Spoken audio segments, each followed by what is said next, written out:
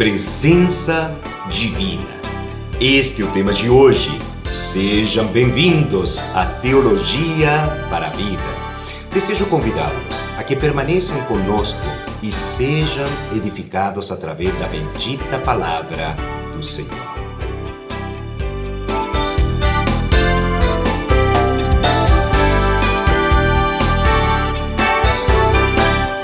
Mais uma vez é um prazer falar com você, espero que Deus possa abençoar grandemente sua vida. Já trabalhamos aqui anteriormente as características do Senhor do Pacto. Primeiro falamos que Ele tem todo o controle, falamos também da sua autoridade e da sua presença. Hoje, mais uma vez, especificamente, gostaríamos de trabalhar um pouquinho mais sobre o seu atributo, a sua característica da sua presença. Lembremos nós que vídeos anteriores nós trabalhamos uma palavra, uma frase dizendo se Deus tem todo o controle e Ele tem tudo na sua mão de autoridade, então a sua palavra autoritativa ela tem que ser obedecida. Então nós não temos opção de viver uma vida autônoma ou sem um controle. Eu gostaria que você pudesse mais uma vez pensar sobre o conceito dessa presença. Então vamos lá. A presença de Deus ela pode ser vista como uma consequência do seu controle e da sua autoridade, como já falamos no vídeo anterior. Mas gostaríamos de trabalhar uma coisinha mais importante, e aí que nós temos que Deus não está apenas presente no mundo. Já falamos isso. Ele está pactualmente presente. Isso é forte. Ele está pactualmente presente. Porque o conceito que as pessoas têm é de que ele está presente, como se uma presença qualquer. E não é uma presença qualquer. É uma presença do Senhor do pacto e uma presença pactual. Isso é forte. E ele está com suas criaturas para abençoar e para punir também aqueles que não estão de acordo com a aliança. Então gostaria de dar um exemplo. Quando nós temos o exemplo de Moisés, quando Deus chama para que Moisés vá ao povo libertar e vai a Faraó, a pergunta é: quem é Moisés? Ele é o homem com quem Deus está, a presença do Deus, o pacto com Moisés, por meio de uma aliança que Deus faz dele para com Moisés. Já trabalhamos também isso anteriormente. Deus se compromete a estar com Moisés no seu confronto com Faraó. Veja a presença do Senhor do Pacto. Veja a presença desse soberano com Moisés. Agora, Moisés então é o homem de Yahvé. Ele é o homem que está ao mando de Yahvé. O Senhor fala com Moisés. A presença de Deus está com Moisés. Isso é o que ele é. Veja que o conceito já começa a mudar. Talvez você pergunte assim: pastor, mas Moisés é diferente de mim? Não, nós somos o povo da aliança.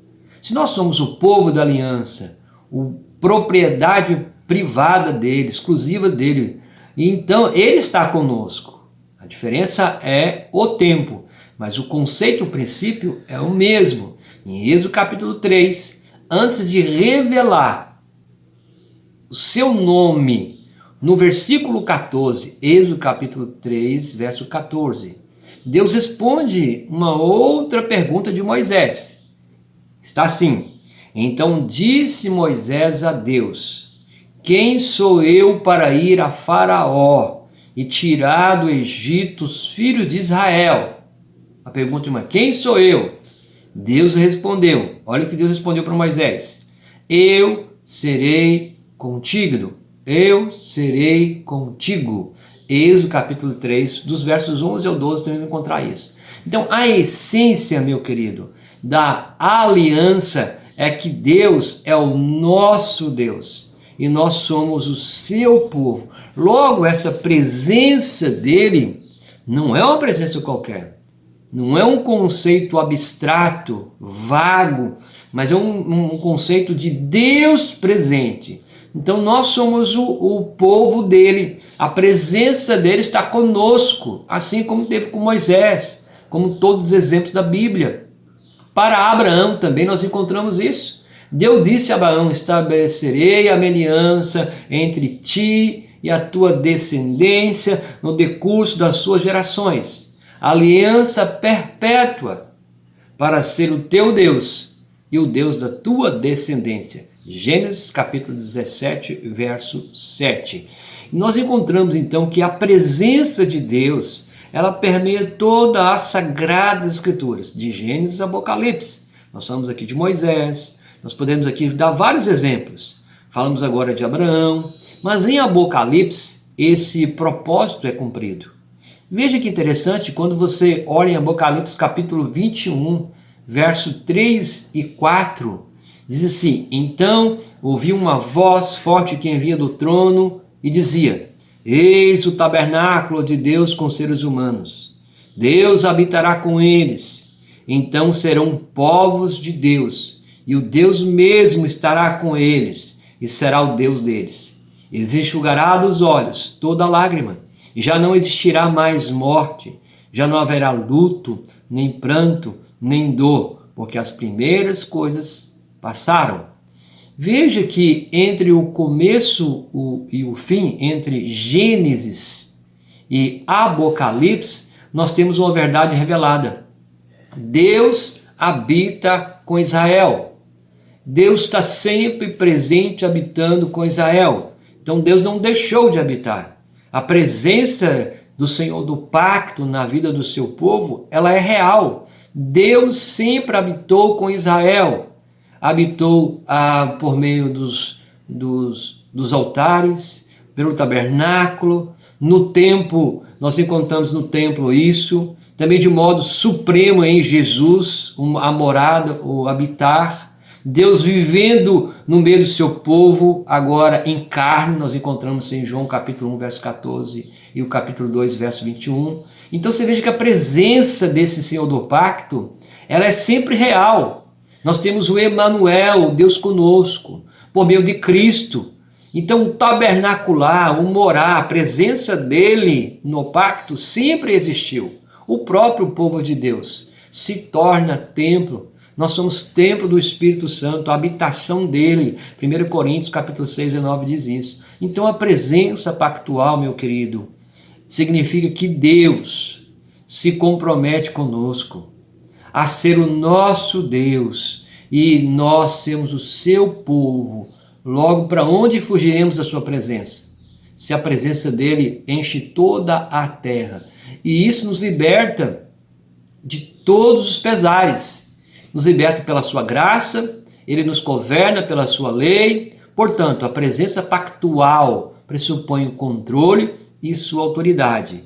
Vimos isso antes aí na presença dele. Então ele reina não apenas de lá de cima, mas conosco e dentro de nós. Se Deus controla todas as coisas, então seus mandamentos são autoritativos e a sua presença é inescapável. Seus mandamentos são supremamente autoritativos. A presença dele é real. Ele está necessariamente presente para nós. Além disso, a presença de Deus é uma presença de controle, de autoridade divina.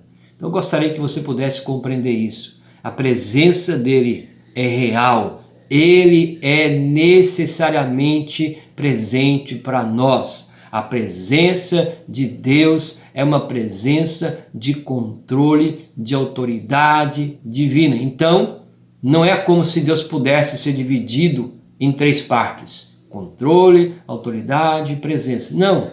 Antes, cada característica do seu senhorio descreve Deus por inteiro, cada um de uma perspectiva diferente. Reconhecer o senhorio de Deus afeta o modo como estamos vendo o mundo, como entendemos o mundo e como vivemos no mundo. Então, reconheça o senhorio de Deus, porque isso vai afetar a forma como você entende o mundo, a forma como você vê o mundo. Reconhecer o senhorio de Cristo vai mostrar que ele está no controle de todas as coisas. O mundo não está no caos.